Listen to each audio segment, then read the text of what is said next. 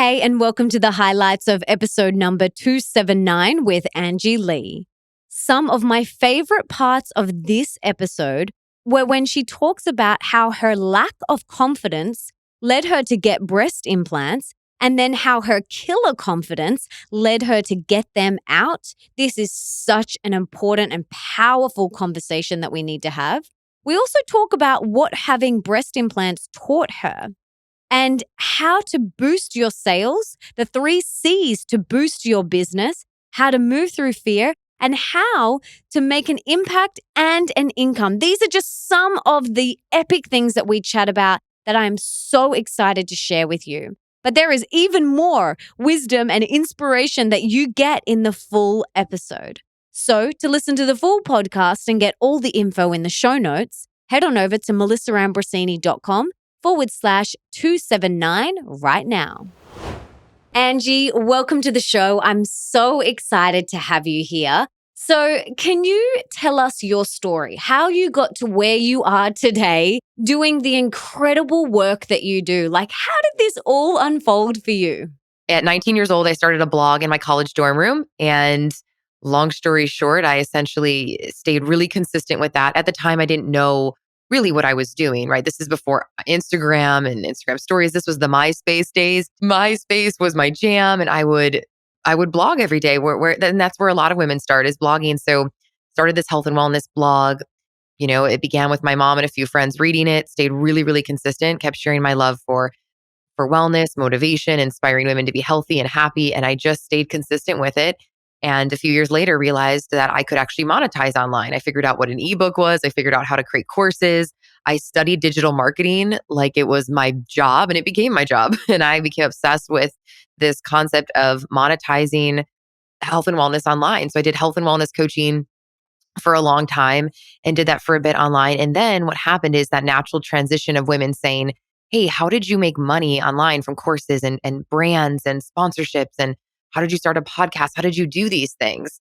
And I didn't realize that I was somewhat of a natural marketer, and it just came to me. And I started to teach women marketing and sales then. And so now it's really transitioned into marketing coaching and sales coaching. But now it's funny, it's done another pivot, and I've had another transition where now it's more similar to you, where it's going into full-time speaker, influencer, author. I host a large event. I own a CBD line. A lot of my work, I don't even coach anymore. So what started as marketing coaching now it has transitioned into all these other incredible, really cool things. But it's been 10 years now. So I'm 29. I started all of this at 19, and I've just stayed really, really consistent, and I've been obsessed with building an audience.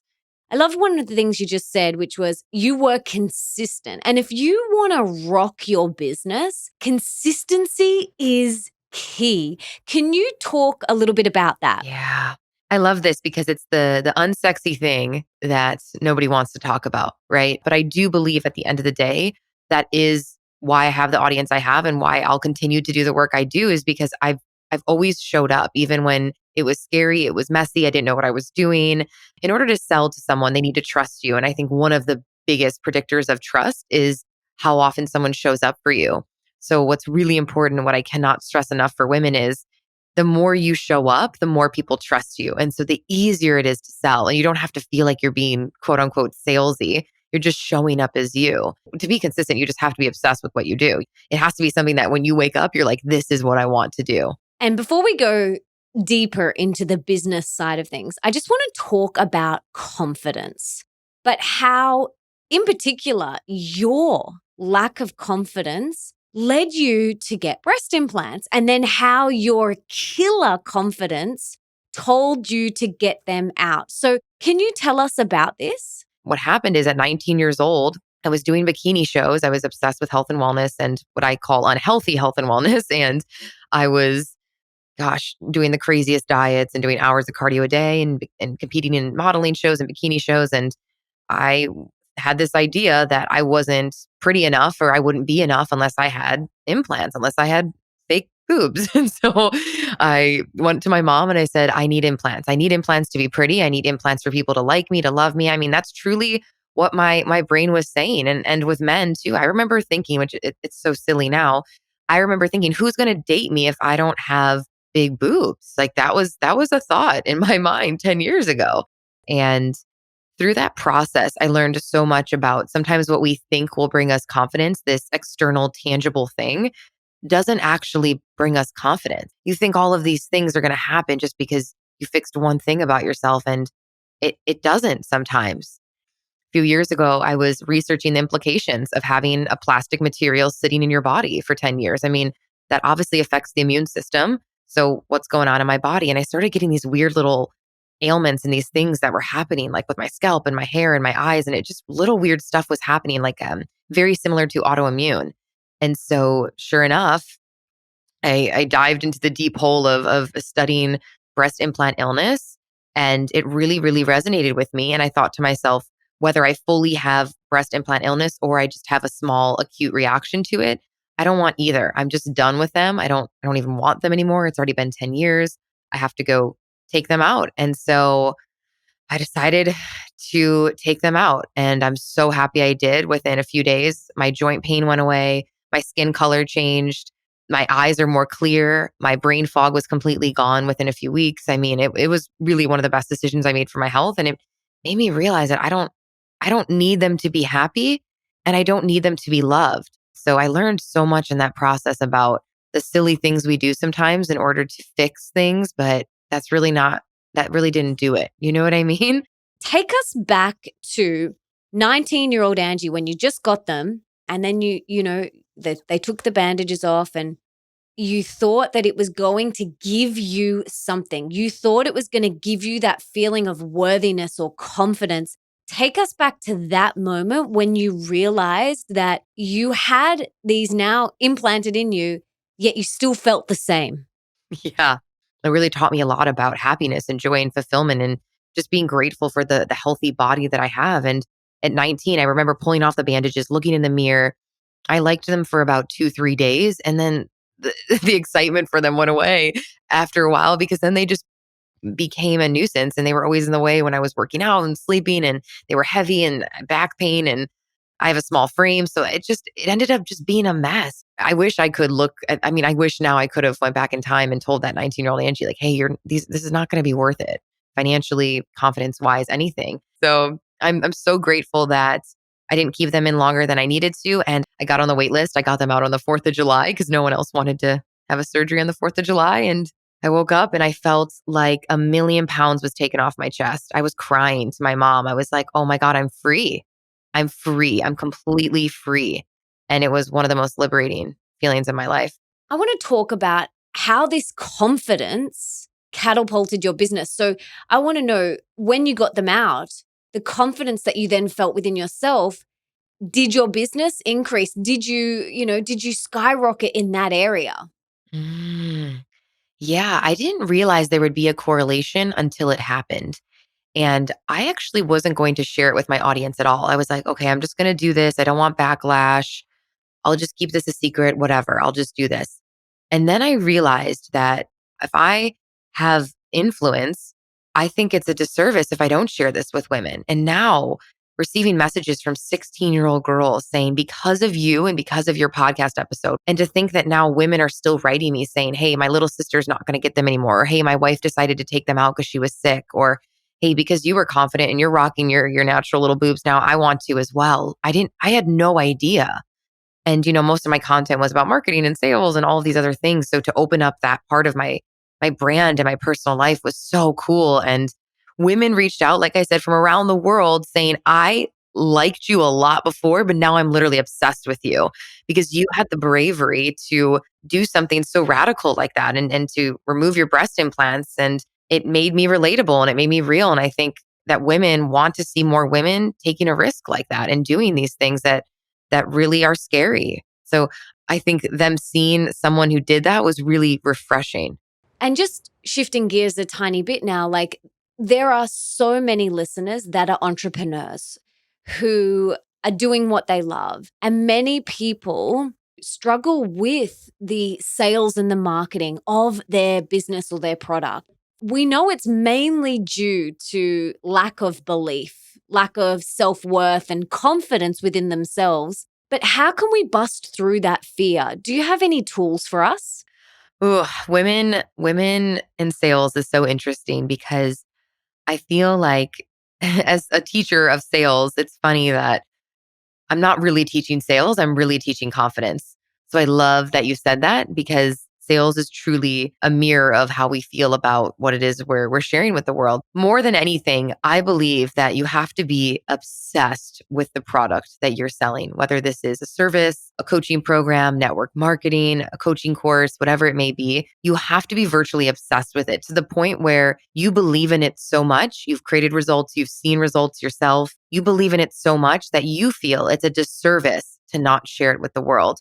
So many women are afraid of sales because they feel like it's a win-lose situation. Like, I'm going to get the money and then they're going to be screwed. But when you realize what you have is a gift and it's not a burden, you actually start to feel like it's a complete disservice for you not to share that wellness program, the life coaching program, the oils, whatever it is you have, because you've seen it have such an impact on your life. So number one, before you gals make the Instagram post or get on IG stories or send out the email, however you're promoting, find a product or service that you can't stop talking about because you genuinely believe it is going to change people's lives. I believe that the best saleswomen are transferring confidence. Sales is truly just a transfer of confidence. It's a transfer of obsession. It's a transfer of energy. It's a transfer of someone sharing their gift with you. And when you realize that, that's when I believe you can become a fantastic saleswoman because people are so attracted to that passion. They're so attracted to someone who has such a strong belief system in something. They're like, what? How does she believe in this so much? So, and I believe that people can smell when it's not in alignment or it's not in integrity. So making sure that, again, the network marketing team you're joining or the coaching program you have, it's something that you have the utmost clarity in, the utmost confidence in, and you're developing competence. I believe those are the 3 C's. Building your skill set. So when you are on the sales call or you're talking about it on IG stories, you feel super confident that you can get results. You have massive clarity around what it is you're selling, who it is you're speaking to, what your niche is, who your customer actually is, who they're not, having massive clarity around that. And then leading with that obsession and leading with that energy. So, how do we move through that fear? Because, I call it your inner mean girl. And that's the voice that's like, no one's going to buy from you. Who do you think you are standing out? Your product sucks, whatever. That fear, how can we strategically move through that? Mm. One, it's knowing that your inner mean girl is not going to go away. Probably, maybe never. And it's just a choice every day to wake up and to choose what you believe in more than sinking into the fear, right? You have a choice every day. I believe everything is either love or fear. So you make the choice. So, one, having that conversation with your mean girl, knowing it's never going to go away. It's actually really healthy to have a little bit of imposter syndrome. I think it keeps people humble. And I think that it's so normal in the beginning to think, who am I to teach this? Who am I to launch that course? Who am I to have a podcast? Who am I to have a book? But I think remembering that anybody who you look up to who's famous or influential, it's not like they woke up one day and said, okay, I'm amazing. I'm awesome. Let's go. Now I'm going to write the book. No, they showed up messy. They showed up scared. They showed up a little bit awkward. They showed up before they were ready. And then through that action and through that messy action came confidence. So the only way to fail is to stand still. So by not launching the course at all, well, that for sure is going to give you goose egg sales. So you may as well launch it and see if one person buys it. Okay, cool. One bought it. Awesome. What could you do better next time? We all have to start at day one. You have to find fun in it. And you have to realize that whoever you're looking at on social or in person who you think, oh, well, she's so much cooler than me. So she gets to have the book or the course or the cool event. She's just a normal, regular, everyday girl just like you. No one was given anything really that special. She's probably just been more consistent. And she's probably just willing to look a little bit more stupid than you. And you're just afraid to look a little bit stupid. So you're not launching the dream or you're not starting the business. The conversation never goes away, it never goes away, which is crazy because I think we think it's going to go away one day, but it really doesn't. And successful women have just learned how to have a better conversation with their inner mean girl. It's not like their mean girl goes away. Totally. Never. I want to help more conscious people make an income and an impact. So, what advice do you have for anyone listening who wants to make more money and more of an impact? This is reminding me of my friend Chris Harder. You know Chris Harder. Yes. His show For the Love of Money talks about this. And I love this quote. when good people do great things, or when good people have money, they do great things, right? And I think that, gosh, in order to give back, you do need that resource and that beautiful energy of money a lot of the time. So knowing that money is not evil, it's actually going to allow you to do more good in this world. And it's going to allow you to give back. Really healing that relationship with money is so, so important, especially as an entrepreneur. But I think that's what stops a lot of women is they're afraid to ask for the sale. They're afraid to accept money. They're afraid to raise their prices. They're afraid to ask for the raise maybe in their corporate job. They're so afraid to accept. It's really healthy to get to that place where you realize that you deserve to receive the energy of money for the beautiful work that you're doing. And like you said, I believe in order to make a massive impact in this world, you need some money to do that. I'd love to hear now, what do you attribute your success to? If you had to like pin it down, everyone's got different definitions of success, but what do you attribute yours to?